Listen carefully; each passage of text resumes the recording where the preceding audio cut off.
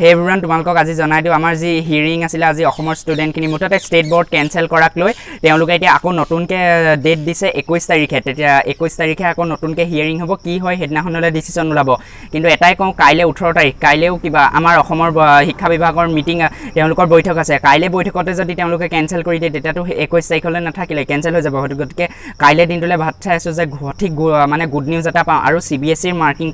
criteria কৈ দিও তেওঁলোকে 12 আজি কৈ দিলে যে তেওঁলোকৰ 10 ক্লাছ 10 or 30% লব মাৰ্কস 11 or 30% লব আৰু 12 টেষ্টৰ পৰা 40% মাৰ্ক লৈ তেওঁলোকক পাস কৰাই দিব এতিয়া মেইন কথা হৈছে অসমৰখিনি মাজতে কৈ দিছে যে হয়তো আমাৰ ওপেন বুক সিস্টেম হ'ব পাৰে ঘৰে ঘৰে গৈ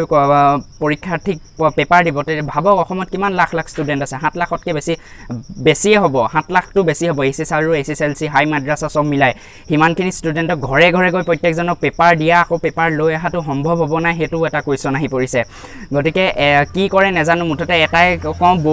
অনুৰোধ জনাইছো ষ্টুডেন্টৰ হৈ যে বোৰ্ডে হুনকালে ডিসিশন এটা লওক কাইলে 18 তাৰিখৰ বৈঠকখনত যে এনেকে নকক বৈঠকৰ পৰা ওলাই যাতে নকক যে আমি আৰু এখন বৈঠক কৰিম নতুন ডিসিশন দিবলে বৈঠকৰ ওপৰত বৈঠক যাতে নহক ষ্টুডেন্টে সঠিক ডিসিশন এটা পাওক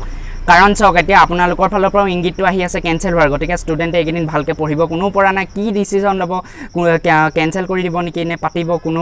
সঠিককে কোনো গম পায় গতিকে আপোনালোকে যদি সঠিককে কৈ দিয়ে যে এক্সাম আমি পাতিলেতো পাতিমেই নহলে কেনসেল কৰিম হেতু জনাই দিয়ক যাতে ষ্টুডেন্টখিনি প্ৰবলেম নহয় তেওঁলোকে কাৰণ এদিন ভালকে কোনো পঢ়িব পৰা নাই প্ৰথম আপোনালোকে কৈছিলে আগষ্টত পাতিম তেতিয়াও ঠিক আছিল তাৰপিছত কলে জুলাইত পাতিম তেতিয়াও ঠিক আছিল এতিয়া সব ফালৰ পৰা ষ্টুডেন্টৰ ব্ৰেইনলে এটাই আহিছে যে সব ফালৰ পৰা ইংগিত আহিছে এক্সাম কেনসেল হ'বলে গতিকে কেনেকে পঢ়িব পাইম কেনসেল কাউৰ মাইন্ডত ইমান ভালকে হুমুৱাই নাই যে পৰীক্ষাৰ কথাটো তেওঁলোকে অকল এটাই তেওঁলোকে ভাবিছে কেতিয়া নিউজটো পাওঁ কেতিয়া কেনসেল হ'ব গতিকে কাইলে বৈঠকখনত যাতে এনেকুৱা নহয় বৈঠকৰ পৰা ওলাই যাতে নকয় আমি আৰু এখন নেক্সট বৈঠক কৰিম আমুক তাৰিখে সিওৰ ডিসিশন দিবলে গতিকে হুনকালে এটা ডিসিশন দিয়ক ভাবি চাওক CBSEও আপোনালোকে কৈছিলে CBSE লে ৰৈ আছিল CBSEও তেওঁলোকৰ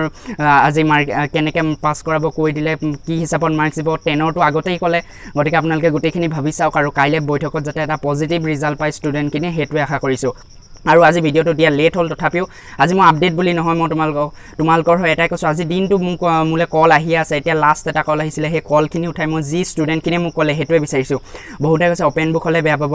বহুতে ডাইৰেক্ট পাস কৰাই দিবটো নোৱাৰে মাৰ্কস দিব প্ৰিভিয়াস আগৰ বছৰৰ বহুতে কৈছে 12 11 মানে কিছুমানে কিন্তু কৈছে 12 খিনি কৈছে মেট্ৰিকৰ মাৰ্কসক আমাক পাস কৰাই দিয়ক মেট্ৰিকৰ মাৰ্কসতকে যদি পাসে কৰাই দিবলকে তেতিয়াতো তোমালোকৰ পাস পৰীক্ষা নেপাতিলেই ঠিক আছে মেট্ৰিকৰ মাৰ্কসিটখন পিছত দেখুৱাই দিবা হেতু নহয় যাতে তোমালোকৰ সম্পূৰ্ণ মাৰ্কস চাই লাগিলে প্ৰেক্টিক্যাল মাৰ্কস আউট 12 খিনি সায়েন্সৰ খিনি প্ৰেক্টিক্যাল চাওক মুঠতে হেবুৰ কৰি হলেও তেওঁলোকক সোনকালে এটা ডিসিশন দিয়ক হেতুৱে বিচাৰিছো এটাই অনুৰোধ ষ্টুডেন্টৰ হৈ বহুতে মোক আজি ফোন কৰিছে তোমাৰ ভিডিওৰ জৰিয়তে জনোৱা কাইলে 18 তাৰিখে যাতে তোমালোকে কি কোৱা হেতু কমেন্ট জনাবা কাইলে 18 তাৰিখৰ বৈঠকত যাতে আমি এনেকে শুনিবলৈ নাপা আমি নেক্সট আৰু এখন মিটিং পাতিম হেতুৱে মোৰ